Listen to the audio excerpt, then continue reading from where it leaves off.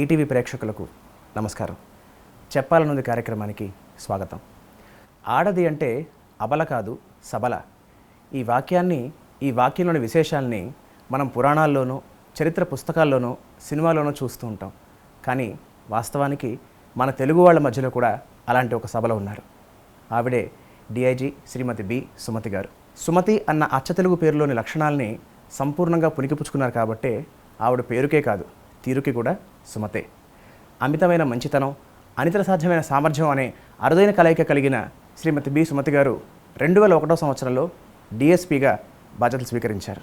ప్రస్తుతం ఆవిడ మహిళా భద్రతా విభాగంలో డిఐజీగా వ్యవహరిస్తున్నారు. గత సంవత్సరం కోవిడ్ బాధితులకు ఆవిడ అందించిన సేవలకు గాను జాతీయ మహిళా కమిషన్ ఆవిడని ఉత్తమ కోవిడ్ వారియర్గా అవార్డు ఇచ్చి గుర్తించింది. అలాగే సైబర్ సెక్యూరిటీ రంగంలో ఆవిడ చేసిన కృషిగాను ఆవిడకి అసోచామ్ అవార్డు కూడా లభించింది. శ్రీమతి బి సుమతి గారు ఇవాళ మన చెప్పాలని కార్యక్రమానికి అతిథిగా విచ్చేశారు. సుమతి గారు నమస్తే అమ్మ. నమస్తే అండి. 2001 సంవత్సరంలో మీరు డిఎస్పీగా బాధ్యతలు స్వీకరించారు. కానీ అతి తక్కువ కాలంలోనే ప్రజాదరణ పొందారు. ఇది ఎలా సాధ్యపడింది అసలు? అంటే ఒక ఆఫీసర్కి ఏ కాంక్షతో లేకపోతే ఏ ఆకాంక్షతో ఒక పబ్లిక్ సర్వీస్లోకి వస్తున్నారు అన్నది చాలా ప్రాముఖ్యమైన విషయం. ప్రాబబ్లీ నా బ్యాక్గ్రౌండ్ అట్లాగే ఎందుకు రావాలనుకున్నాను సర్వీస్లో అన్న కారణము తూచా తప్పకుండా అమలు చేయగలిగిన పరిస్థితులు నాకు ఇనిషియల్ డేస్ ఆఫ్ మై సర్వీస్లోనే లభించాయని నేను అనుకోవాలి. అంటే రావడానికి కారణము ఒక గ్రామ వాతావరణము, ఒక గ్రామంలో అందరూ సఖ్యతతో ఎలా ఉంటారు, అట్ ద సేమ్ టైం ఊరి పెద్ద మనిషి అనుకోండి, లేదంటే ఒక మంచి గవర్నమెంటల్ బాడీ అనుకోండి, వాళ్ళు చెప్పే లాకి ఎలా రెస్పెక్ట్ ఇస్తారు, ఒక రూల్కి ఒక లాకి అందరూ మంచితనానికి ఎలా రెస్పెక్ట్ ఇస్తారు, అంటే అదే ఉన్నత స్థానంలో అలాగే ఉంటే ఇంకా ఎక్కువ రెస్పెక్ట్ ఆదరణ పొందొచ్చు. 10 మందికి సేవ చేయగలిగిన అవకాశం ఒక ఊరిలో ఒక పెద్ద మనిషిగా నా తండ్రికి లభించినప్పుడు మనం అలాంటి స్థాయిలో గవర్నమెంట్లో వెళ్తే ఇంకా మంచి ఆదరణ లభిస్తుంది, చాలామందికి సేవ చేయొచ్చు అన్న ఒక ఆలోచనతో పెరిగినందుకు women officer that to wearing a uniform is like a mother to the society. నాకు కూడా చాలా డౌట్స్ ఉన్నాయండి. Not that I came as a full fledged police officer, but still all doubts చాలా ఇనీషియల్ డేస్లోనే ఆ సేవ ఆన్ ఫీల్డ్ చూపించగలగడం within bound by law. So మీరు రావడానికి ఈ అంశాలన్నీ ప్రేరణ కలిగించాయి. అయితే వచ్చిన తర్వాత అంత తక్కువ టైంలో మీకు అంత గుర్తింపు రావడానికి కారణం ఏంటి మేడం? అది చేయగలిగిన అవకాశాలు వచ్చాయి. లైక్ నంబర్ 1, ఎక్స్పెరిమెంట్ చేయాలని ఎవరికైనా ఉంటుంది కదండి. కరెక్ట్.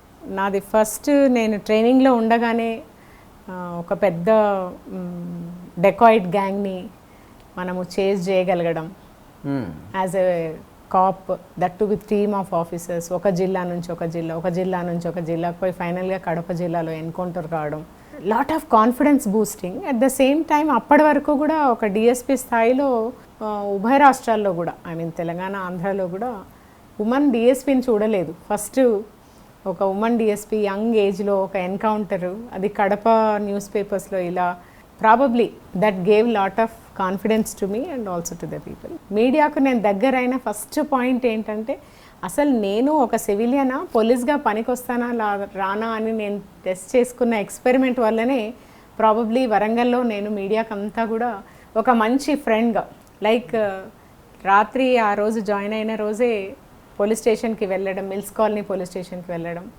ఒక సాధారణ యువతిగా వెళ్ళి నేను తప్పిపోయి వచ్చానని అక్కడ సెంట్రీకి చెప్పడం. Sentry received me so well. ఎంత చక్కగా రిసీవ్ చేసుకున్నాడంటే, అమ్మ నువ్వేంటి అంత మంచి ఫ్యామిలీ నుండి వచ్చినట్టున్నావు, తప్పిపోయి ఇంత రాత్రి ఇట్లా రావచ్చు, ఆ పక్కనే చాలా గలీజ్ రైల్వే స్టేషన్ అది, నువ్వు ఫస్ట్ వచ్చి పోలీస్ స్టేషన్లో కూర్చో అని చెప్పాడు. అంతవరకు ఎవరికి తెలీదు నేను వరంగల్ డిఎస్పీగా ఛార్జ్ తీసుకున్నట్టు. సో చాలా సినిమాటిక్, వెరీ సినిమాటిక్. అంటే it is citizen in me which made me do probably. But లోపలికి వెళ్ళి కూర్చున్న తర్వాత నువ్వు చెప్పమ్మా, నేను మీ నాన్నకు మేము చెప్తాము, నీకు ఇష్టం లేకుండా పెళ్లి చేయడానికి పోతే నువ్వు అట్లా పారిపోయి రాకూడదని చెప్పాడు. Finally he recognized that I was a new DSP who join. But immense confidence. అరే ఒక పోలీస్ అంటే మంచిగా ఉంటాడు అన్న ఒక నాలోని సిటిజన్ ఫీలింగ్ ఏదైతే ఉందో, ఒక పోలీస్ జాబ్ పట్ల మక్కువ రావడానికి, నేను ఖచ్చితంగా ఈ జాబ్లో చాలా చేయగలనన్న ఒక కాన్ఫిడెన్స్ రావడానికి, నెక్స్ట్ డే న్యూస్ పేపర్స్ ఎలా రిపోర్ట్ చేశాయంటే దాన్ని. సిమిలర్లీ నేను ఫర్ ఎగ్జాంపుల్ మెదక్ జిల్లాలో ఎస్పీగా ఉన్నప్పుడు it is not for a stunt, it was a self check for me to be frank. నేను ఎటు చూసినా మీకు అంతా తెలుసు, మెదక్ అంతా హైవేనే, ఉమ్మడి మెదక్ జిల్లా. రాత్రి all highway trucks, Bombay highway అనుకోండి, ఇటు సిద్దిపేట నుంచి వెళ్ళే హైవే అనుకోండి, రాత్రి ట్రక్స్ ఆగాలి, తాగాలి, యాక్సిడెంట్స్ కావాలి. So we made it mandatory that everybody should ఇంత టైం తర్వాత ఎక్కడ డాబాల్లో లిక్కర్ సప్లై ఉండకూడదు. చాలా ఖచ్చితమైన, అది ఎంత డిఫికల్ట్ అయినా అది అమలు చేయాలి అని ఒక ఎస్పీగా నేను అనుకోవడంలో తప్పులేదు. అది అమలు చేశాము. చేసిన తర్వాత జస్ట్ క్రాస్ చెక్ ఎంత ర్యాంపెంట్గా సప్లై అవుతుంది అని తెలియడానికి all of a sudden I went in to a డాబా అండ్ ఆస్క్డ్ ఫర్, నేను ఇంకో 2 కానిస్టేబుల్స్ మఫ్టీలో వెళ్ళాము. వెళ్ళి లిక్కర్ అడిగితే లిక్కర్ సప్లై చేశారు. That's all. Next day we sort it that entire district stops supply on the highways. Cases పెడతామని చెప్పాము. అంటే only intention was not in to policy, అవన్నీ నాకు ఎందుకండి. As an SP of a district I don't want accidents to happen, correct, that to on highways, knowing the reason very well. Stop చేయించాం. మెదక్ జిల్లాలోనే ఉండగా మీకు అందరికీ తెలుసు, డొమెస్టిక్ వైలెన్స్ అన్నది, ఇంట్లో గృహహింస చాలా పెద్ద ప్రాబ్లం ఇండియన్ కండిషన్స్లో. అవి అనవసరంగా పోలీస్ స్టేషన్స్కి వస్తారు. Supreme Court has given clear directions that 1, 2, 3 counsellings అవ్వాలి, ఆ తర్వాతనే కేసు రిజిస్టర్ చేయాలి.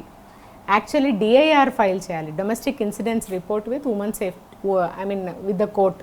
పోలీస్కి దాంట్లో రోల్ ఉండదు, ఎక్సెప్ట్ ఫిజికల్ బీటింగ్ అయితే పోలీస్ ఇన్వాల్వ్ కావాలి, డౌరీ హరాస్మెంట్ అయితే పోలీస్ ఇన్వాల్వ్ కావాలి. దీనికి విరుగుడు ఏంటి అని కలెక్టర్ గారిని రిక్వెస్ట్ చేసి we open counselling centres with retired teachers, మంచి పేరున్న వాళ్ళని బేసిక్గా తీసుకొని వాళ్ళకు ఆశా హాస్పిటల్స్ చేత ట్రైనింగ్ ఇచ్చి జిల్లా అంతా మండలానికి ఒక కౌన్సిలింగ్ సెంటర్ ఓపెన్ చేశాం చేతన అన్న పేరుతో.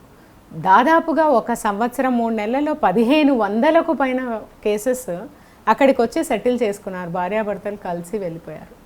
నేషనల్ లెవెల్లో కూడా గుర్తింపు వచ్చింది. సీఎం గారు కూడా ఫస్ట్ రాష్ట్రం ఫామ్ కావడము, ఫస్ట్ జిల్లాలో మేము చేసిన ఎక్స్పెరిమెంట్స్లో ఇదొకటి. యాజ్ ఎ పోలీస్ ఆఫీసర్ న్యాయాన్ని ఏ రకంగా లీగల్గా దగ్గరికి తీసుకెళ్ళగలమన్న ఒక ఆలోచన తప్ప వేరేది లేకపోవడం ఒక కారణం అయిండొచ్చు. ఇప్పుడు మీరు చెప్తున్న వాటిలో చాలా వరకు కొంచెం సినిమాటిక్ ఇన్ఫ్లుయెన్సెస్, సినిమా తాలూకు ఫ్లేవర్ కనిపిస్తుంది. వాస్తవంగా మీరు సినిమాలు ఎక్కువ చూస్తారా?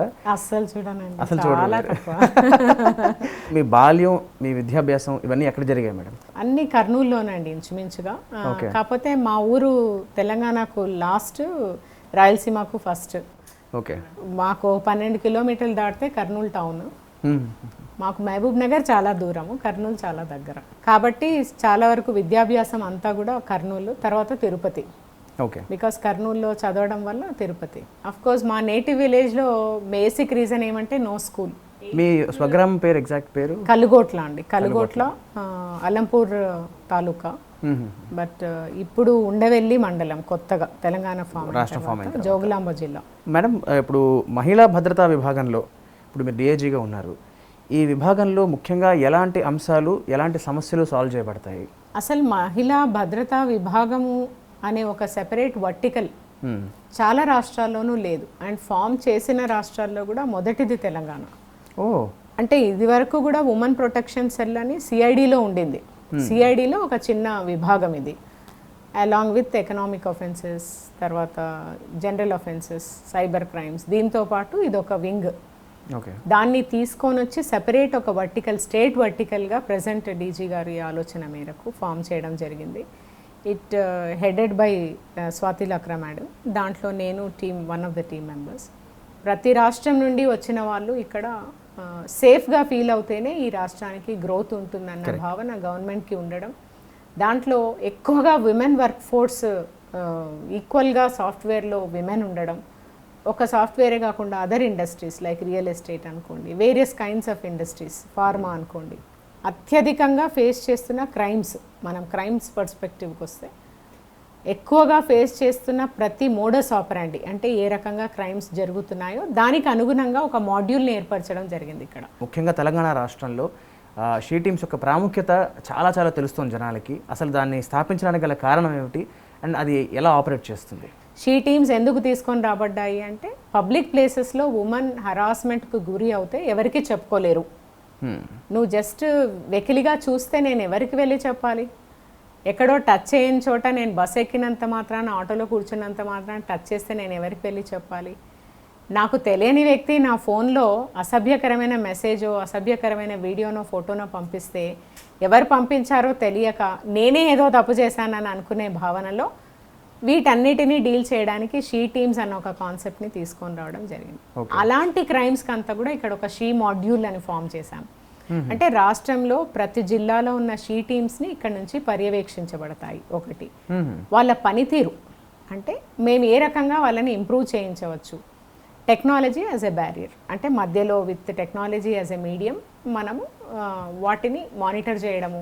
ప్రతిరోజు ఎన్ని ప్లేసెస్, ఎన్ని హాట్స్పాట్స్ విజిట్ చేశారు, అవి కరెక్ట్ హాట్స్పాట్సా, ఎన్ని అవేర్నెస్ ప్రోగ్రామ్స్ చేశారు, ఎన్ని క్రైమ్స్, ఇప్పుడు మీరు వాట్సాప్లోనో లేకపోతే ట్విట్టర్లోనో లేకపోతే ఏదో ఒక సోషల్ మీడియా మాధ్యమంలో కూడా మీరు కంప్లైంట్ రేజ్ చేయొచ్చు, లేదంటే ఒక క్యూఆర్ కోడ్ ద్వారానో, అవన్నీ కూడా మా అప్లికేషన్లో డైరెక్ట్గా పొందుపరుస్తామన్నట్టు. అవి directly they go in to application.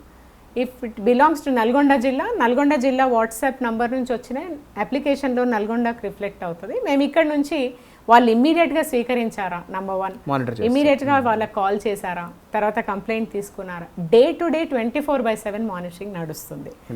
దానివల్ల పబ్లిక్ ప్లేసెస్లో ఎక్కడైనా షీ టీమ్ ఉండొచ్చు అన్న ఒక భావన తీసుకొని రాగలిగాం. మీరు ఎక్కడి నుంచే కంప్లైంట్ చేసినా మేము ఆన్సర్ ఇస్తాము అన్న ఒక భరోసాని మేము స్త్రీలకు ఇవ్వగలిగే పరిస్థితికి ఒక సెంట్రల్ ఆర్గనైజేషన్ ఫామ్ అవ్వటం వల్ల పనిచేసే షీ టీమ్స్ కూడా ఎఫెక్టివ్గా, మోటివేషనల్గా పనిచేయడానికి ఒక అవకాశం లభించినట్టు. రెండవది ఇంకొక మాడ్యూల్ వచ్చి sexual offences module, especially rapes, child rapes and ఇలా హీనస్ సెక్షువల్ ఒఫెన్సెస్కి అన్నిటికీ కూడా ఒక మాడ్యూల్ ఉంటుంది. దానికి మనకు దాదాపుగా రాష్ట్రంలో ఒక 200 పైచిలుకు రేప్ కేసెస్ నెలకు రిపోర్ట్ అవుతాయి. దాంట్లో what are the fit cases, అసలు కేసెస్ ఎవరిపైన రిపోర్ట్ అవుతున్నాయి, ఏ పరిస్థితుల్లో రిపోర్ట్ అవుతున్నాయి, అవ్వగానే ఏం చేస్తున్నారు, ప్రాపర్ ఎస్ఓపీస్ ఫాలో అవుతున్నారు, అరెస్ట్ ఇమ్మీడియట్గా అవుతుందా. ఈరోజు తెలంగాణలో ఏ పెండింగ్ అరెస్ట్ రేప్ కేసెస్లో ఉండవు. చాలా మేము కాన్ఫిడెంట్గా చెప్పగలం. Any rape case there is no pendency in Telangana. Within less than 40 days ఉన్న ఏ కేసులో కూడా పెండెన్సీ లేదు. మేడం, ఇటీవల కాలంలో పోలీస్ డిపార్ట్మెంట్ స్థాపించిన భరోసా కేంద్రాలు కూడా చాలా పాపులారిటీ పొందుతున్నాయి. అసలు ఆ భరోసా కేంద్రాల్లో జరిగేది ఏమిటి, వాటి వల్ల జనాలకు ఉపయోగం ఏమిటి? ఏదైనా సెక్షువల్ అబ్యూస్కి గురి అవుతే నేను పోలీస్ స్టేషన్కి వాకిన్ అయ్యి చెప్పే పరిస్థితి నాకు ఉండదు. ప్లస్ నేను అక్కడికి వెళ్ళిన తర్వాత ఒకరోజు హాస్పిటల్కి తిరగాలి, ఒకరోజు కోర్టుకు తిరగాలి, ఒకరోజు మెడికల్ ఎగ్జామినేషన్కి తిరగాలి. ఇలా ఆల్రెడీ విక్టిమ్ అయిపోయిన ఆ మహిళను కానీ అమ్మాయిని కానీ అలా తిప్పడం సబబు కాదు. అండ్ ఫైనల్లీ ఇంత డిసిపేషన్తో వర్క్ చేస్తే ఫైనల్ కన్విక్షన్ రాకపోవచ్చు. ఈ సర్వీసెస్ అన్నిటినీ ఒక గొడుగు కిందికి భరోసా అన్న కాన్సెప్ట్ ద్వారా తీసుకొచ్చాం. ఒకసారి ఒక పోలీస్ స్టేషన్లో ఎఫ్ఐఆర్ అవుతే, ఒక రేప్ ఎఫ్ఐఆర్ కానీ directly they are sent to ఒక మహిళా ఆఫీసర్ని తీసుకొని భరోసా కేంద్రానికి వెళ్తారు. ఆ భరోసా కేంద్రంలోనే స్టేట్మెంట్ రికార్డింగ్ అవుతుంది, కోర్ట్ ఎగ్జామినేషన్ అవుతుంది, మెడికల్ ఎగ్జామినేషన్ అవుతుంది, అన్ని everything A to Z happens in Bharosa. So it has worked. అంటే ఇదంతా కూడా సెంట్రలీ యూనిఫామ్ సర్వీస్కి మాకు అవకాశం లభించినట్టయింది ఉమెన్ సేఫ్టీ వింగ్ ఫామ్ కావడం వల్ల. ఇది ఒక మాడ్యూల్. ఇంకా అలాగే మహిళల పిల్లల అక్రమ రవాణా, అది కూడా ఒక పెద్ద సమస్య. ఇప్పుడు ఎస్పెషల్లీ సైబర్ క్రైమ్స్ పెరిగిన తర్వాత ఆన్లైన్ రవాణా, అంటే ఎక్కడో బుక్ చేసుకొని ఎక్కడో చేసి ఇంకెక్కడో క్రైమ్ జరుగుతుంది. మనము ట్రాన్సిట్ కాదు, మనము స్టార్టింగ్ పాయింట్ కాదు, డెస్టినేషన్ మనం అవుతాం. అలాంటప్పుడు మనము దీన్ని ఈ మానవ అక్రమ రవాణా సెల్స్ ఇప్పుడు ఇక్కడ ఒక మాడ్యూల్ ఫామ్ అయిన తర్వాత 31 జిల్లాలో 31 కేంద్రాలు ఫామ్ చేశాం. ప్రతి చోట ఒక CCS కానీ టాస్క్ ఫోర్స్ ఆఫీసర్ కానీ DSP ఆర్ ఇన్స్పెక్టర్ దాన్ని హెడ్ చేస్తారు. ఇక్కడ నుంచి యూనిఫామ్ మానిటరింగ్ నడుస్తుంది. ఎలా నడుస్తుంది? ఈరోజు రాష్ట్రంలో ఒక 30 మిస్సింగ్ కేసులు రిజిస్టర్ అయ్యాయి, 20 మిస్సింగ్ కేసులు. దాంట్లో ఒక 10-12 కేసులు పిల్లలవి, విమెన్వి ఉన్నాయి. అవి వారమైనా డిటెక్ట్ కాకపోతే ఇక్కడ నుంచి యాంటీ హ్యూమన్ ట్రాఫికింగ్ యూనిట్స్కి మనము చెప్పడం జరుగుతుంది. ఇంకా ఎందుకు కాలేదు, వాట్ హ్యాపెండ్, కోఆర్డినేట్ చేయడం జరుగుతుంది. ప్లస్ ఆన్లైన్ ర్యాకెట్స్ ఏమన్నా ఉన్నా కూడా ఇక్కడ నుంచి మనము కోఆర్డినేషన్ ఇవ్వడం జరుగుతుంది. ఓకే, దీనికోసమని అదొక మాడ్యూల్ పనిచేస్తుంది. Likewise cyber crimes against women and children only. ఇప్పుడు మనకు రిపోర్ట్ అయ్యే సైబర్ క్రైమ్స్లో 50% of the crimes financial offences అయినా 50% of crimes is cyber crimes against women and children only. ఇది చాలా హేయం. ఎందుకంటే నాకు ఆన్లైన్లో ఎవరో తెలియదు, కానీ నేను చాలా మానసిక ఒత్తిడికి, ఎవరికి చెప్పుకోలేని పరిస్థితికి గురి అవుతాను. సైబర్ క్రైమ్స్కి నేను గురి అవుతే ఫ్యూ డేస్ క్రితము ఒక కొత్త ఇన్స్టాగ్రామ్ అకౌంట్ ఓపెన్ చేశారు, చాలా డర్టీ నేమ్తో చేసి దాంట్లో ఈ మున్సిపల్ వర్కర్సు, స్వీపర్సు, ఇట్లా డిఫరెంట్ చిన్న స్థాయిలో పనిచేసే వాళ్ళు పని చేస్తున్నప్పుడు ఉండే భంగిమలన్నీ దాంట్లో పొందుపరిచి they are asking for to join that account. అంటే వాళ్ళు చూసే అవకాశం లేదు, ఎందుకంటే అలాంటి స్థాయిలో చాలా వరకు ఇన్స్టాగ్రామ్ అకౌంట్ ఉండదు. ఉన్నా కూడా ఇలాంటి అకౌంట్తో ఫ్రెండ్షిప్ ఉండదు. ఎవరు మానిటర్ చేయాలి? అది నిజంగా ఆ మహిళకు తెలిస్తే ఎలా ఫీల్ అవుతుంది? అలాంటి ఒక సెంట్రల్ సంస్థ అయితే కావాలి కదండి. So cyber crimes against women and children, especially adolescent children, especially టీన్స్లో ఉన్న పిల్లలు, వాళ్ళకు ఇంటర్నెట్ ఎలా యూజ్ చేయాలో తెలుసు, కానీ సేఫ్గా ఎలా ఉండాలో చాలా వరకు తెలియదు.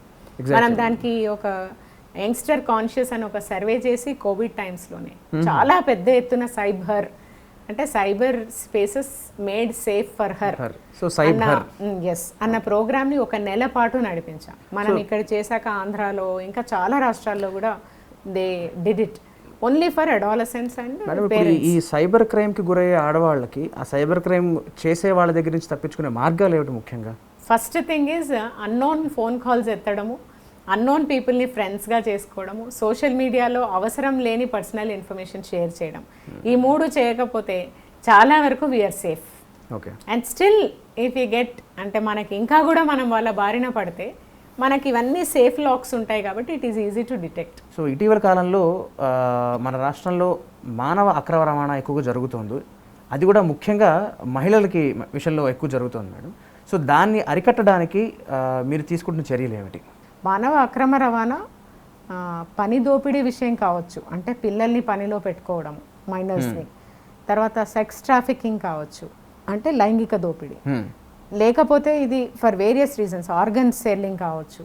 ఈ రకంగా లేదంటే ఒక గ్రూప్కి సంబంధించిన వాళ్ళని తక్కువ చేసి వాళ్ళ దోపిడీ, బాండెడ్ లేబర్ కానీ చైల్డ్ లేబర్ కానీ అలా కావచ్చు. సో అన్ని విభాగాలకు సంబంధించి మనము ఇక్కడ యాంటీ హ్యూమన్ ట్రాఫికింగ్ మాడ్యూల్ ఒకటి ఉంది. యాంటీ హ్యూమన్ ట్రాఫికింగ్ యూనిట్స్ ప్రతి జిల్లాలో కూడా స్థాపించడం జరిగింది. దీంట్లోనే మనం ఆపరేషన్ స్మైల్ అని, ఆపరేషన్ ముస్కాన్ అని మనము జనవరిలో తర్వాత జూలైలో ప్రతి సంవత్సరము నెల పాటు ఫోకస్డ్గా అన్ని government departments, especially women and child welfare department along with police, న్యాయ వ్యవస్థ, లేబర్ డిపార్ట్మెంట్, ఎడ్యుకేషన్ డిపార్ట్మెంట్ అందరం కలిపి ఎక్కడెక్కడ పిల్లల్ని పనుల్లో పెట్టుకుంటారు, తర్వాత ఎంతో కాలం నుండి పిల్లలు ఎక్కడి నుంచి మిస్ అయ్యి ట్రాఫిక్ అయి ఉండొచ్చు అన్న ప్లేసెస్ అన్నీ గుర్తించి మనము పెద్ద సంఖ్యలో, ఫర్ ఎగ్జాంపుల్ ఓల్డ్ సిటీలోని బ్యాంగిల్ ఇండస్ట్రీలో చాలా మందిని సేవ్ చేసి ఉంటారు ఒకటేసారి ఇలాంటి ఆపరేషన్లోనే. లైక్ బ్రిక్ కిల్స్లో ఇటుక బట్టీలో పిల్లల్ని తీసుకొని వచ్చి ఎంప్లాయ్ చేస్తారు. అలాంటి ప్లేసెస్లో, హోటల్స్లో, పెద్ద పెద్ద ఈ రోడ్ సైడ్ హోటల్స్లో చాలా మంది పిల్లలే ఎంప్లాయ్ చేస్తారు. ఇలాంటి వాళ్ళందరినీ కూడా మనము పెద్ద సంఖ్యలో రెస్క్యూ చేయడం జరుగుతుంది. దాన్నే ఆపరేషన్ స్మైల్ ఆర్ ముస్కాన్ అంటాం. ఇప్పటి వరకు 2015 నుంచి ఇది స్టార్ట్ అయింది. గవర్నమెంట్ ఆఫ్ ఇండియా ఇన్స్ట్రక్షన్స్కి అనుగుణంగా మనము దాదాపుగా 37,000 మంది పిల్లల్ని ఇప్పటి వరకు రెస్క్యూ చేసుకుంటాం. మనకు వచ్చేదంతా కూడా జార్ఖండ్, యూపీ, బీహార్, రాజస్థాన్, ఆంధ్రాకైనా తెలంగాణకైనా కూడా ఎక్కువగా మనము we are destination to them. Anti human traffic రెస్క్యూలో రిస్క్ అనే ఎలిమెంట్ చాలా ఎక్కువగా కనిపిస్తుంది మేడం.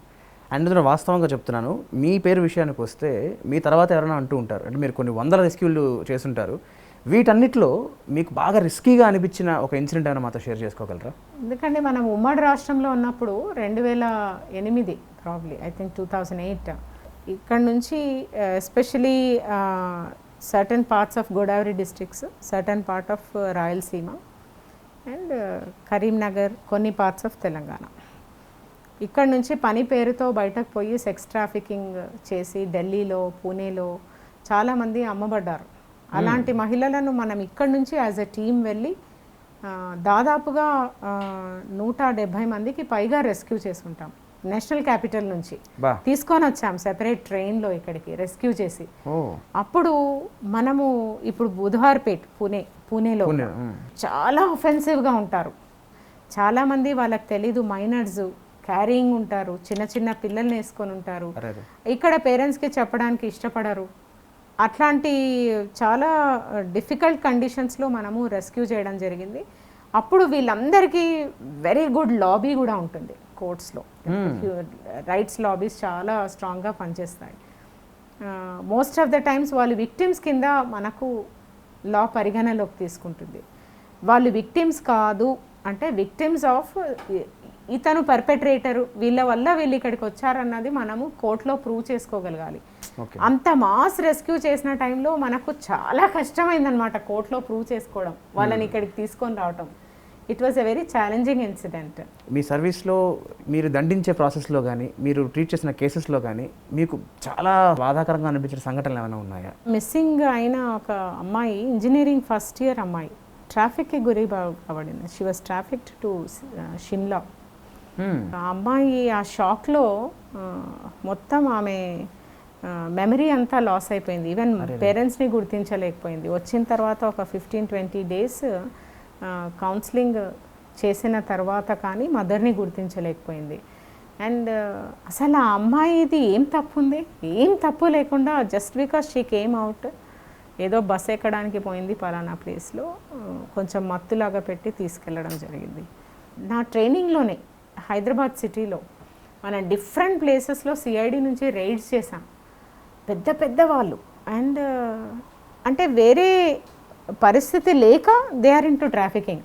అంటే ఇదొకటే అని కాదు, ఇలాంటివి ఎస్పెషల్లీ ఎక్కువ బాధాకరం ఏంటంటే ఇంకా పిల్లలు లైంగిక దాడికి గురి అయినప్పుడు ఇట్ మూవ్స్ అస్. అసలు యాక్చువల్లీ నేను వరంగల్లో ఉండగా ఫస్ట్ ఇన్సిడెంట్ అది. 11 ఏళ్ళ అమ్మాయి, స్కూల్ టీచర్స్ తీసుకొచ్చారు. ఆ అమ్మాయికి 5 నెలల పొట్ట. ఆ అమ్మాయికే తెలీదు ఏమైనా పురుగులు ఉన్నాయేమో పొట్టలో అని టీచర్ అనుకొని ఎంతసేపు ఉన్నా కూడా అది తగ్గపోతే గట్టిగా క్వశ్చన్ చేసి అడిగితే ఇలా పక్కింటి అన్న అలా చేశాడు అని చెప్తే ఆ పొట్టతో తీసుకొచ్చారు ఆ పాపను. ఏమీ తెలీదు, అసలు ఏమైందో కూడా తెలీదు ఆ పాపకు. అండ్ సేఫ్ అంటే initial days of my service. And of course దాంట్లో ఖచ్చితంగా కన్విక్షన్ వచ్చేట్టు చేశాము, బాగా చేశాం కేసు ఇన్వెస్టిగేషన్ అంతా. మేడం, ఇప్పుడు నిర్భయ లాంటి చట్టాలు వచ్చిన తర్వాత కూడా, లా ఇంత స్ట్రింజెంట్గా రూల్స్ పెట్టిన తర్వాత కూడా క్రైమ్ చేసే వాళ్ళలో ఎందుకు మార్పు రావట్లేదు? ఒకటి, చట్టం పట్ల భయం ఉండాలి, నాగరికతలోనే ఆ భయం ఉండాలి. అంటే ఒక స్త్రీని నేను, అంటే నా భార్యని కానీ ఏ స్త్రీని కూడా నేను అలాంటి ఆలోచనతో చూడకూడదు అనేది that is a cultural phenomena, isn't it? నేను అది లేనంత కాలము ఐ థింక్ ఇలాంటివి crimes do happen. Only thing is మనం తగ్గించే ప్రయత్నం ఏమంటే లా చాలా స్ట్రింజెంట్గా ఎన్ఫోర్స్ చేయడమే. మనము టైం లైన్స్ పెట్టుకొని ఆ టైం లైన్స్లో ఇన్వెస్టిగేషను, తర్వాత కోర్టులో ట్రయల్స్, కన్విక్షన్స్ వచ్చేట్టు చేయగలగడమే. ఫర్ ఎగ్జాంపుల్ భరోసా, అందుకనే చైల్డ్ ఫ్రెండ్లీ కోర్ట్, ఇవన్నీ కొన్ని ప్రయత్నాలు. అంటే మనం చాలా తొందరగా ఇంత జనాభా ఉన్న దేశంలో మనము ఇవన్నీ కూడా త్వరితగతిన చేయాలి, టైం లిమిట్స్లో చేయాలి అంటే మనకు వేరియస్ అంటే ఇబ్బందులు అనుకోండి, గ్యాప్స్ అనుకోండి, ఆ గ్యాప్స్ని ఫిల్ చేస్తూ ముందుకు వెళ్ళి భయంని కూడా పెట్టాలి, భయం కూడా ఉండాలి, at the same time awareness also. మరి చూడండి, 100 కేసులు అవుతే రేప్ కేసెస్ దాదాపుగా 92-93 కేసులు తెలిసిన వాళ్ళ వల్ల ఎందుకు అవుతాయండి? సెన్సిటివ్ పాయింట్ ఇది. మనం ఆలోచిస్తే తెలిసిన వాడే ఒక అమ్మాయిని అత్యాచారానికి గురి చేస్తున్నాడంటే ఎవరి పట్ల భయం ఉండాలి అతనికి? సంఘం పట్ల భయం ఉండాలా? సంఘంలో విలువలు కావాలి, చట్టాలు ఆ విలువల్ని పెంపొందిస్తాయి అంతే. సంఘంలో లేని విలువలను చట్టాలు పెంపొందించలేవు కదా. వాస్తవంగా చెప్పాలంటే మన సమాజంలో ఆడపిల్లలు పుట్టంగానే భారం అనే ఒక మైండ్ సెట్తో పెరుగుతున్నారు చాలామంది, ఇప్పటికీ చాలా ఏరియాస్లో ఉంది. సో ఇది పోవాలంటే ఎలాంటి మార్పులు రావాలి? పెంపకం అంతా ఖర్చుతో కూడుకున్నది కదండి. రేపు పొద్దున కట్నం ఇవ్వకపోతే ఎక్కడ పెళ్ళి అవుతుంది చెప్పండి? మీరు తీసేస్తారా చెప్పండి డౌరీని? ఆ డౌరీని తీసిన రోజు నాకు తెలిసి 60-70% ఆఫ్ ద సమస్యలు అవంతకవే పోతాయి. నేను పెంచి పెద్ద చేసి చదివించి నేను ఒక మధ్యతరగతి కుటుంబం నుండి వచ్చి మళ్ళీ నేను అంత ఫ్యాట్ కట్నం ఇచ్చి పెళ్లి చేయాలి. ఇంకా మరి భారం అనుకోరా? వద్దనుకున్నా భారం అనిపిస్తుంది. అబ్బాయి ఏమో కట్నం తీసుకొని వస్తాడు, అమ్మాయి ఏమో కట్నం ఇవ్వాలి. What is this? ఇంత లాప్సైడెడ్ వే ఆఫ్ సొసైటీ కదా. మరి ఇట్లాంటప్పుడు నువ్వు అమ్మాయిని భారంగా అనుకోవద్దు. నేను చెప్పాలంటే అబ్బాయితో సమానంగా చదువుకుంటున్నాను, ఉద్యోగం చేస్తున్నాను, ధైర్యంగా వెళ్తున్నాను. నా తల్లిదండ్రులని ఎక్కువగా అమ్మాయిలే చూసుకుంటున్నారు. హలో ఉన్నావా అని పలకరించేది వెనక్కు తిరిగి చూసుకుంటే తల్లి లాంటి ఆడపిల్లనే. మళ్ళీ కూతురు తల్లి కాగలుగుతుంది కానీ కొడుకు తల్లి కాలేడు కదా, తండ్రి కూడా కాలేడు చాలాసార్లు. ఎందుకంటే because of the patriarchal system again. మరి ఇలాంటి పరిస్థితుల్లో కూడా ఎందుకు భారం అవుతుంది అమ్మాయి? ఎందుకంటే మనం పుట్టుక నుంచే భారం ఒక బండరాయి పక్కన పెట్టి దాంతో పాటు అమ్మాయితో పాటు లాక్కొని వెళ్తున్నాం. ఎక్కడ చూసినా ఖర్చు ఖర్చు ఖర్చు ఖర్చు. ఒక అమ్మాయిని కనడము అంటే ఒక హ్యాపీ ఫీలింగ్ ఎప్పుడు వస్తుంది? And there is equality. CID ఆఫీసర్గా కూడా బాధ్యతలు స్వీకరించారు. సో మీ ఈ ఉద్యోగంలో ఉన్న ఈ వ్యత్యాసాలు మీరు ఏం గమనించారు? ఒక డిఎస్పీ తర్వాత ఒక సిఐడి ఆఫీసర్గా, దెన్ అగైన్ ఇప్పుడు డిఐజీగా మీరు గమనించే వ్యత్యాసాలు ఏమున్నాయి? బాధ్యతలు మనము చేసే స్థాయి నుంచి ఆలోచించి మరీ చేసే స్థాయికి వెళ్తాం. చిన్నగా ఉన్నప్పుడు మనం ఓన్లీ చేసే స్థాయిలో ఉంటాం. అంటే somebody will give instructions, we will do. But as you grow you will have to think, give instructions and also do. మీ గురించి ఒక టాక్ ఏంటంటే, మీరు ఒక సమస్య వచ్చినప్పుడు, ఒక కేసు వచ్చినప్పుడు మీరు దాన్ని ఎంత సీరియస్గా తీసుకుంటారో మీ సబార్డినేట్స్ కూడా అంత సీరియస్గా తీసుకుంటారని, దాన్ని ఎలా సాల్వ్ చేయాలని మీరు వాళ్ళని ట్రైల్ చేస్తారని చాలా వినికిడి ఉంది. సో అసలు మీకు ఈ యాటిట్యూడ్, ఈ అప్రోచ్ అసలు ఎలా మీకు అలవాటు అయ్యింది? సెంట్రలైజ్డ్ కదండి పోలీస్ డిపార్ట్మెంట్ అంటే. సీనియర్ నుంచి next senior, next junior, next junior instructions తీసుకుంటారు. ఎందుకు ఇన్ని ర్యాంక్స్ పెట్టుండొచ్చు అంటే, మనం సేన్గా లాజికల్గా థింక్ చేస్తే ఎక్కువ పర్స్పెక్టివ్తో 360 degrees యాంగిల్తో కొంచెం విజన్తో చూడగలరు ఒక సీనియర్. అన్ని యాంగిల్స్లోంచి చూసి నెక్స్ట్ జూనియర్కి చెప్తే నెక్స్ట్ జూనియర్ తన పరిస్థితులకు అనుగుణంగా మాత్రమే చెప్పగలరు అన్నది కదా. నాతో పనిచేసిన officer whether subordinate or a colleague నా అంత ఎఫెక్టివ్గా పనిచేయడము, నేను అనుకున్నట్టు ఒక టీం వర్క్ చేయడానికి మోటివేషన్ కావాలి, నాలెడ్జ్ కావాలి. నంబర్ 2. నంబర్ 3, ఏం జరిగినా కూడా నన్ను నా ఆఫీసర్ ప్రొటెక్ట్ చేస్తారు అన్న ఒక సీనియర్ కావాలి. ఇవన్నీ మనం ఇన్కల్కేట్ చేయగలిగితే ఐ థింక్ రేపొద్దున they will become a good leader. మీరు అసలు ఐపీఎస్ ట్రైనింగ్ దశలోనే చాలా సాహసాలు విన్యాసాలు చేశారని విన్నాం. అది ఎంతవరకు, వాటిలో ఏ సాహసాలు చేశారు ముఖ్యంగా? మాకు జంగల్ ట్రైనింగ్ ఉంటుంది. జంగల్ ట్రైనింగ్లో ఒక పెద్ద ఎన్కౌంటర్ అయింది ఆదిలాబాద్ జిల్లాలో. ఇంకా నేను ప్రొబేషనరే కదండి. అంటే ఒకరు కాదు, టీం అంతా కూడా. మేము జంగిల్లో 2 nights 3 days క్యాంప్ చేసాము ఆదిలాబాద్ జంగిల్లో. And it was such a beautiful experience. ఆ రోజు ఉగాది వచ్చింది అన్నట్టు అక్కడ.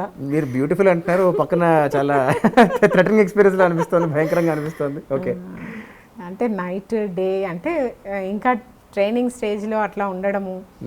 ప్లస్ అందరికీ ఆ రోజు నా చేతులతో వండి పెట్టాను ఎంటైర్ టీమ్కి. Though it was a learning experience. చూడండి, బాండింగ్ హ్యాపెండ్ సో మచ్. ఆ టీం ఈ రోజు వరకు నాతో కనెక్ట్ ఉంటారనమాట.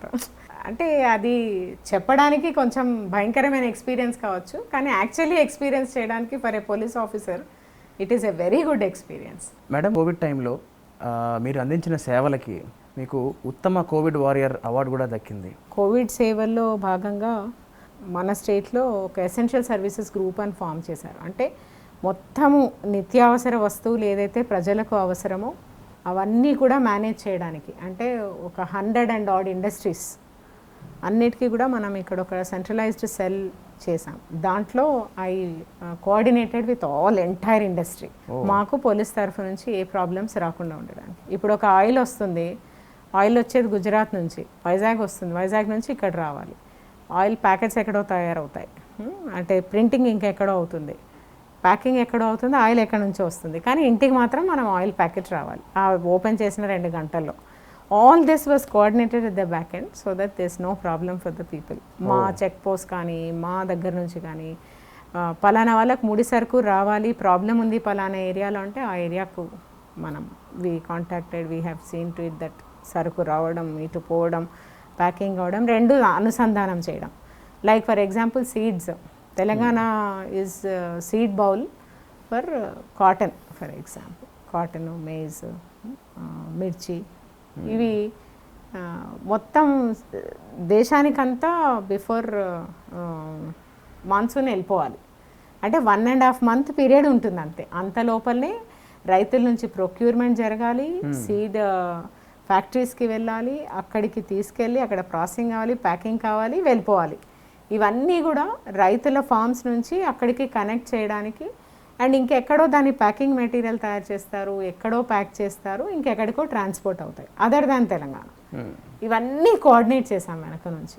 So that in time seed was supplied to the entire country from here without any delay. అదొకటి. రెండు, మీరు చెప్పినట్టు పోలీస్ స్టేషన్స్లో ఉన్న ఆఫీసర్స్ యొక్క problems, suddenly lockdown was so severe, sudden and shocking for the entire citizens కదండి. అన్నింటికంటే అంటే sitting in women safety wing కొన్ని ఇష్యూస్ లైక్ చిన్న పిల్లలు they got cheated cyber side in a very bad way. Cheating ఎలా అంటే ఏమీ తెలియదు, ఓనామాలు తెలియవు, నమ్మి పోవడము, ఎలోప్ కావడం, ప్రెగ్నెన్సీ రావడం, ఇలాంటి కేసెస్ చాలా చూసాం. ఇంకా most important thing is domestic violence. ఎంతోమంది పెద్ద పెద్ద వాళ్ళు కూడా, అంటే middle class, upper middle class women, physical harassment at home, బయటికి రాలేరు, చెప్పుకోలేరు, హరాస్మెంట్ చుట్టూ జరుగుతుంటుంది కాబట్టి అసలే ఫోన్ కూడా చేయలేరు, అలాంటి సంఘటనలు. ఇంకా అసలైన విషయాలు ఏంటంటే మా వాళ్ళ ఫ్యామిలీస్కి, అంటే పోలీస్ అండ్ పోలీస్ ఫ్యామిలీస్ యొక్క కోవిడ్ సిచ్యువేషన్ వాళ్ళకు మోటివేట్ చేయాలి రోజు, లేదంటే వాళ్ళు అక్కడ ఫీల్డ్లో పని చేయలేరు. Because they get demotivated. చాలామంది అప్పుడే ట్రైనింగ్ అయిపోయి యంగ్ ఎస్ఐస్ వచ్చారు ఫీల్డ్లోకి, వాళ్ళకు పోలీసింగ్ అంటే ఇంత ఘోరంగా ఉంటుందా అని చూపించేలాగా ఉండిందనమాట కోవిడ్ ఫస్ట్ వేవ్. వాళ్ళందరికీ రోజు psychological counselling happened from here. Madam, immoral traffic prevention act, కార్మిక చట్టాలు, ఇవన్నీ స్వచ్ఛంద సంస్థలకి కొన్ని నిర్దిష్టమైన బాధ్యతలు అప్పగించాయి. అయితే ఈ చట్టాన్ని అమలుపరిచే యంత్రాంగానికి స్వచ్ఛంద సంస్థలకి మధ్య సమన్వయానికి సరైన విధానం లేదు అని ఒక విమర్శ ఉంది. ఐటీపీ యాక్ట్లో ఎన్జిఓస్కి పర్సే డైరెక్ట్గా రోల్ ఏమి ఉండదండి. But when it comes to cross border లేదంటే క్రాస్ స్టేట్స్, అంటే రెండు వేర్వేరు ప్లేసెస్లో మనం ఎక్కడైనా ఆపరేషన్ చేయవలసి వస్తే, మాస్ రెస్క్యూస్ ఉంటే మనము వాళ్ళకు క్లియర్ రోల్ మనము డిమార్కేట్ చేయడం జరిగింది. Number 1. Number 2, counselling services.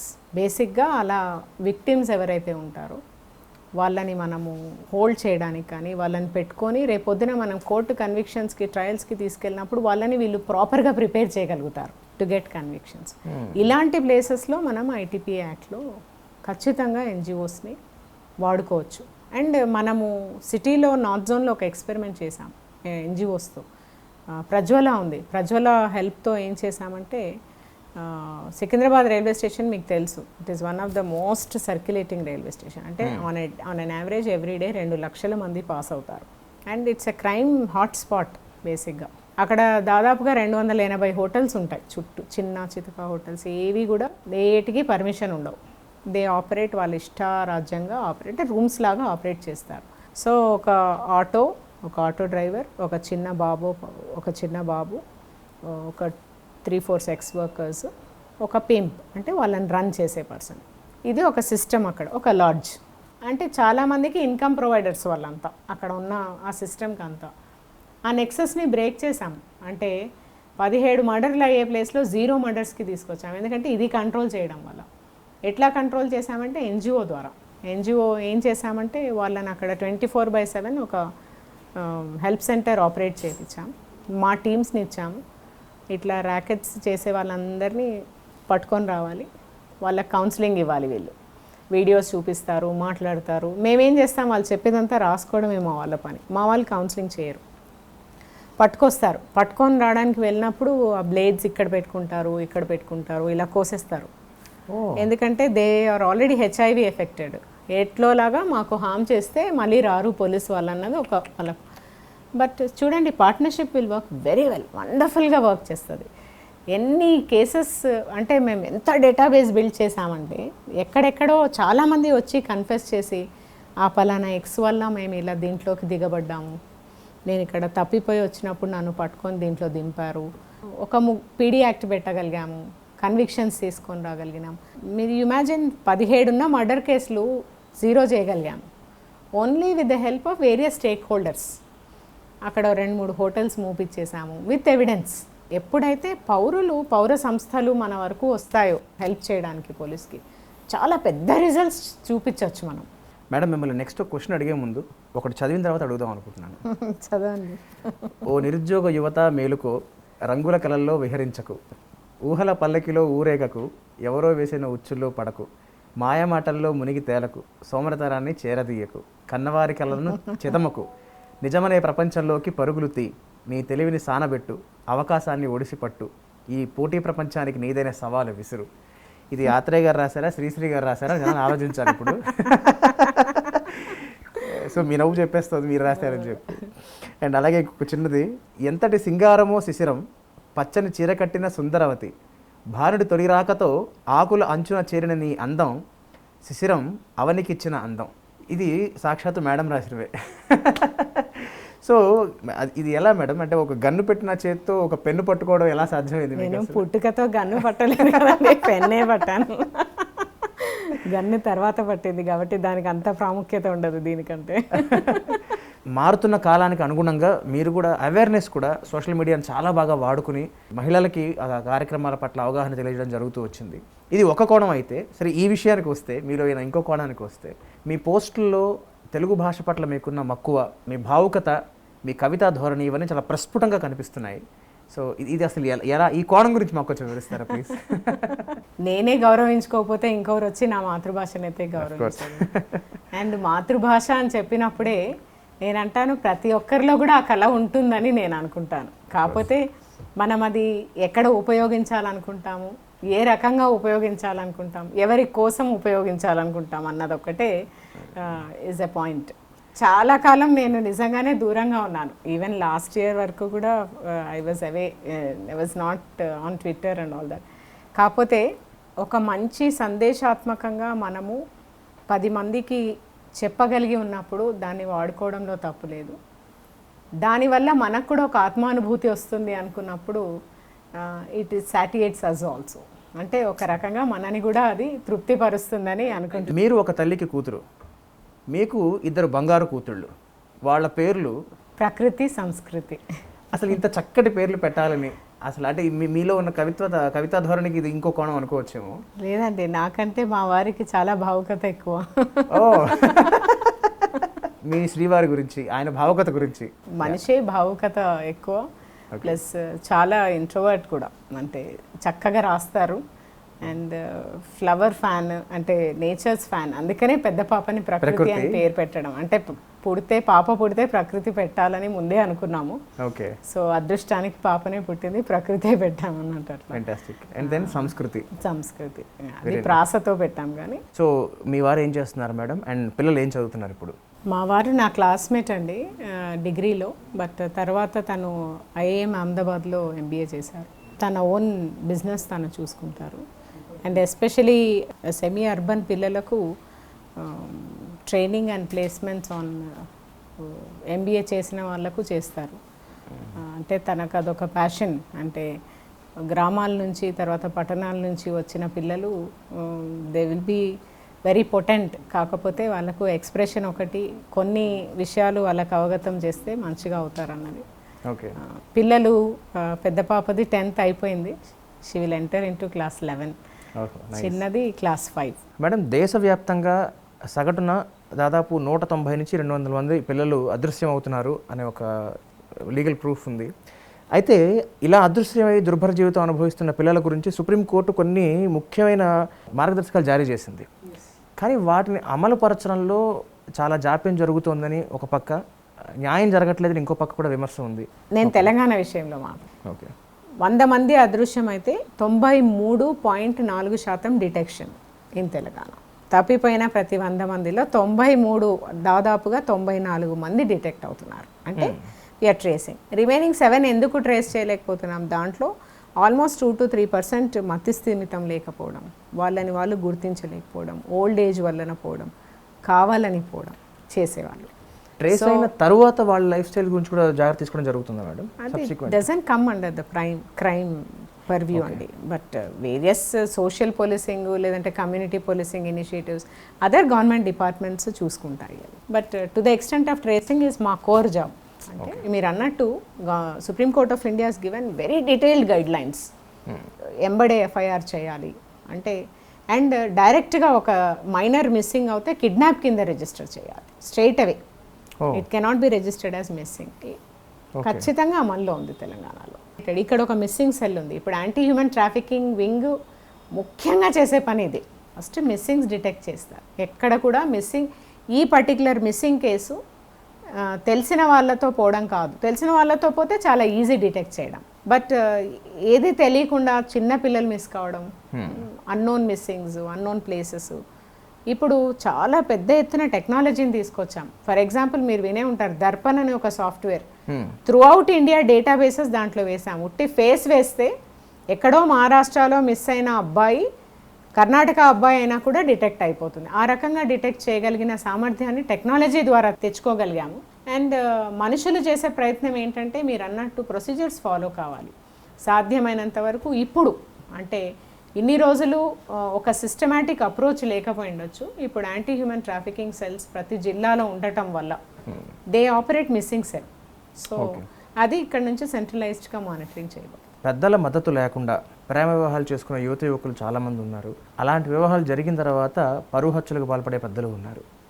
So ఇలాంటి సిచ్యువేషన్స్లో మీరు యువతకు కానీ పెద్దలకు కానీ మీరు చెప్పే సలహా ఏమిటి? ప్రశ్న ఏంటంటే ఏ వయసులో చేసుకుంటున్నారు, ఎలాంటి పరిస్థితుల్లో చేసుకుంటున్నారు. నేను ఒక మైనర్ని, యాజ్ ఎ మైనర్ నువ్వు ఒక మైనర్ని ఎలోప్ చేసుకొని వెళ్ళావు అంటే 18 ఏళ్ళు లోపల అమ్మాయిని, నువ్వు 30 ఏళ్ళు 25 ఏళ్ళు ఉన్నాయి, నీకు 18 ఏళ్ళ కంటే ఎక్కువగా ఉంది. That is straight away rape case register అవుతుంది నీ పైన, స్ట్రెయిట్ అవే కిడ్నాప్ కేసు రిజిస్టర్ అవుతుంది. అది చాలా వరకు తెలియదు. అండ్ తర్వాత ఆ ప్రాబ్లమ్స్ని ఎదుర్కొంటారు. నంబర్ 1 ఒకటి అసలు అలా పోవడం, అది తెలియకపోవడం వల్ల సగము ఆ ఏజ్ రిలేటెడ్ ఇష్యూస్ ఉన్నాయని అనుకుంటాము.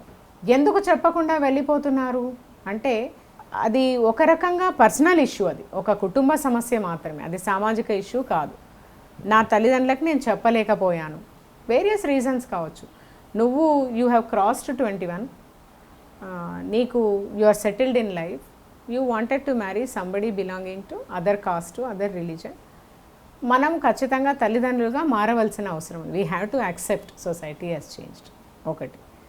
2 మైనర్స్గా నువ్వు ఎలోప్మెంట్ చేయడం మాత్రం చట్టరీత్యా అతిపెద్ద నేరం, అది చేయకూడదు.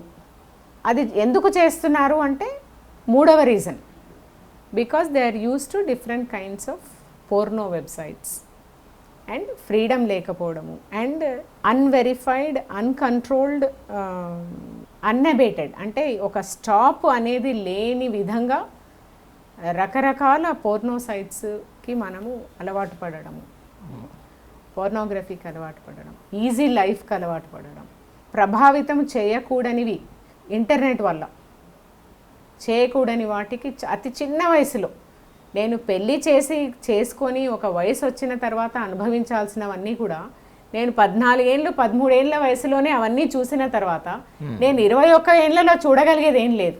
Isn't it? I want to have life at 13 it self అన్నీ ఎంజాయ్ చేయాలనుకుంటాను. ఎందుకు చూస్తున్నాను కాబట్టి. That is one major thing which as a society మనం అడ్రస్ చేయాలి. అంటే మనము చైల్డ్ సెక్షువల్ అబ్యూస్ మెటీరియల్ ఏదైతే ఉందో ఆన్ ఇంటర్నెట్, ఐ థింక్ ఇది కూడా ఒక పెద్ద కారణం for this kind of behaviour. వ్యభిచారంలో ఉన్న మహిళల స్థితిగతులను అధ్యయనం చేసేందుకు సుప్రీంకోర్టు ఒక ప్రత్యేకమైన కమిటీ వేసింది. అలాగే జాతీయ మహిళా కమిషన్ కూడా ప్రాస్టిట్యూషన్ని లీగలైజ్ చేయాలి అని ఒక సిఫార్సు చేయడం జరిగింది. ఇప్పుడు దీన్ని మనం ఎలా అర్థం చేసుకోవాలి? ఇప్పుడు సుప్రీంకోర్టు దీన్ని ఒక విక్టిమ్ పర్స్పెక్టివ్తో చూస్తున్నారు. ఓకే. ఒకటి, అది లీగలైజ్ ఎందుకు చేయకూడదు? When I know that I'm taking it as an occupation, నేను డబ్బు ఆన్ చేయడానికి ఒక మాధ్యమంగా చూసినప్పుడు చూడవచ్చు అన్నది ఒక వాదన.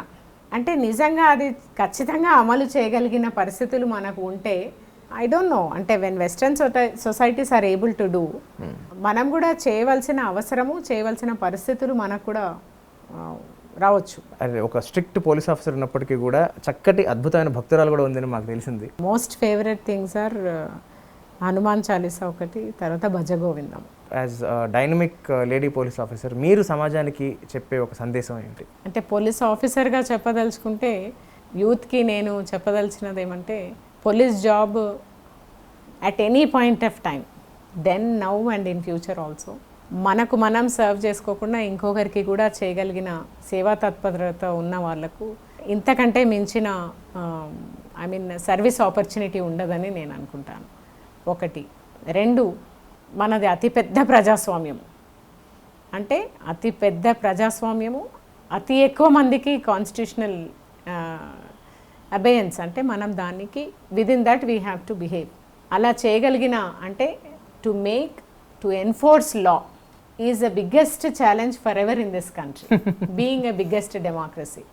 సో ఆ ఛాలెంజ్ని ఒక పోలీస్ మాత్రమే is a right job to take up అని వాట్ ఐ ఫీల్. అండ్ ఇంత యంగ్ కంట్రీలో, అంటే మ్యాక్సిమం యంగ్ పాపులేషన్ ఉన్న ఈ కంట్రీలో, it is a good opportunity to become a police officer, especially ఆడపిల్లలకు.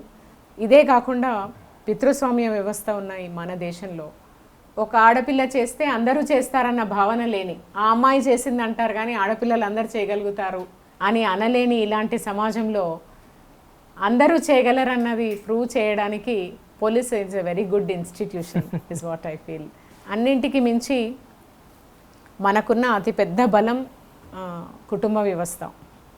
సో ఆ కుటుంబ వ్యవస్థని మనకు ఆయుధంగా పట్టుకొని ముందుకు వెళ్ళిన ప్రతి వ్యక్తి కూడా they will go much more longer and much more happier. కుటుంబానికి అంటి పెట్టుకొని ఉండి మనకంటూ గోల్స్ డిఫైన్ చేసుకొని వెళ్ళిన ప్రతి వ్యక్తి 100% సక్సెస్ అవుతారని, whether it is police or otherwise. But పోలీసే ఎందుకు అన్నది నేను చెప్పడం జరిగింది ఆల్రెడీ. ప్రజెంట్ జనరేషన్, అంటే ఇప్పుడే ఉన్న యంగ్స్టర్స్ అందరు కూడా very flexible, they very open. We see a great future for the country. మీరు ఇంకా ఆరోగ్యంగా, ఇంకా ఆనందంగా ఉండి మీ వల్ల ఎన్నో లక్షల కోట్ల కుటుంబాలు బాగుండాలని మనస్ఫూర్తిగా కోరుకుంటున్నాను. Thank you so much. Thank you అండి. Thank you so much.